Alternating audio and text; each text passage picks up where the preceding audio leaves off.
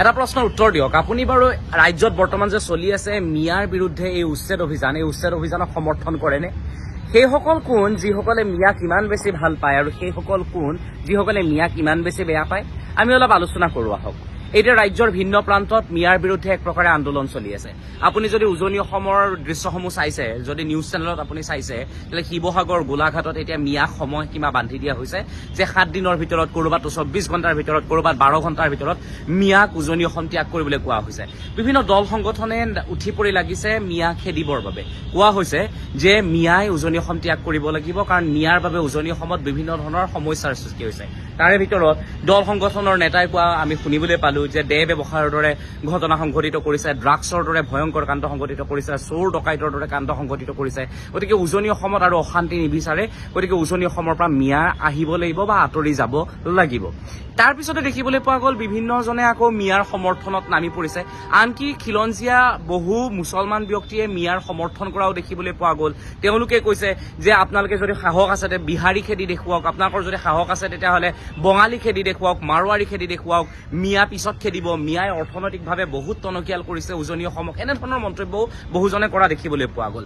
উজনি অসমত যিটো সময়ত এনেধৰণৰ পৰিৱেশ দেখিবলৈ পোৱা গ'ল সেইটো সময়তে ৰাজ্যৰ এটা প্ৰান্তত দেখিবলৈ পোৱা গ'ল শ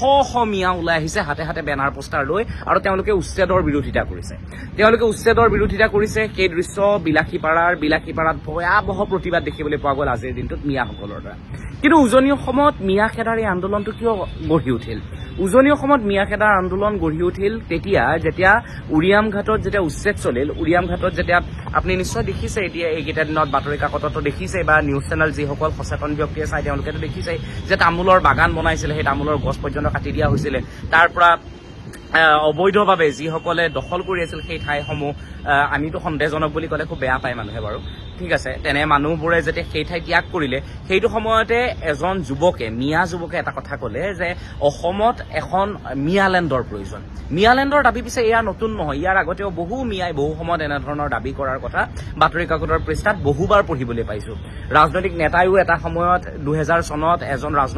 অসমৰ এজন ৰাজনৈতিক নেতাই হেনো কৈছিল অসম যদি মুছলমান সংখ্যাগুৰু হৈ যায় মুছলমান তাতেনো সমস্যা কিহৰ এনেধৰণৰ মন্তব্যও তেওঁলোকে কৰিছে গতিকে মিয়ালেণ্ড মিয়া স্বায়ত্তশাসিত পৰিষদ এইবিলাকৰ কথাটো কৈয়ে থাকে এই যুৱকজনেও ক'লে মিয়ালেণ্ডৰ প্ৰয়োজন 1,20 লাখ মিয়া অসমত আছে গতিকে মিয়ালেণ্ড লাগিব বড়োসকলে যদি পাৰে বড়োলেণ্ড দাবী কৰিব তেলে মিয়াইও পাৰে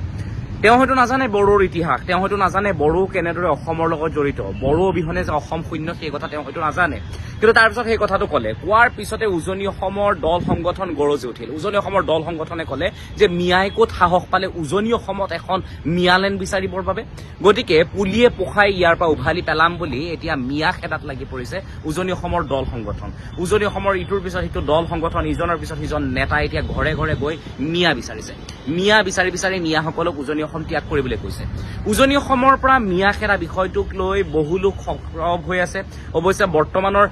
চৰকাৰখনে এই সমগ্ৰ বিষয়টোক লৈ শৃংখল চলিহাৰ যে স্থিতি সেই স্থিতিক লৈও নিজৰ মন্তব্য আগবঢ়াইছে কিন্তু আচৰিত ধৰণে কংগ্ৰেছে বা AIUDF-এ যেনেধৰণৰ ভূমিকা পালন কৰিব লাগিছিল তেনেধৰণৰ ভূমিকা কিন্তু পালন কৰা নাই আপুনি বাতৰি কাকতত হওক বা নিউজ চেনেলত হওক কংগ্ৰেছৰ যিসকল নেতা তেওঁলোকৰ মন্তব্যত কিন্তু সেই সৰব ভূমিকাটো দেখিবলৈ নাপায় ময়ো নাই দেখা কিন্তু অৱশ্যে মই যিমানকেইটা নিউজ চেনেল চাইছো বা যিমানকেইখন বাতৰি কাকত পঢ়িছো তাতে এনেধৰণৰ ভূমিকাৰ কথা উল্লেখ কৰা হোৱা নাই এটা যদি কৰবাত কৰিছে মই নাজানো আৰু কিন্তু যিখিনি থৈছে সেইখিনিৰ কথাই মই কৈছো এটা কথাটো হৈছে আপুনি বাৰু উজনি অসমৰ পৰা এই মিয়া খেদা বিষয়টো কেনেধৰণে গ্ৰহণ কৰিছে আপুনি বাৰু বিষয়টো ভাল পাইছে নে বেয়া পাইছে আপুনি কমেণ্টত লিখক কিন্তু এটা কথা কওঁ শেহতীয়াভাৱে বনাঞ্চলসমূহত যি উচ্ছেদ অভিযান চলিছে মই নিজে পাৰ্চনেলি কওঁ মই খুব ভাল পাইছো মই পাহাৰসমূহত যদি উচ্ছেদ অভিযান চলে তেতিয়াও খুব বেছি ভাল পাম কাৰণ কথাটো হৈছে এই সেউজীয়া পাহাৰ এই সেউজীয়া বনাঞ্চলসমূহত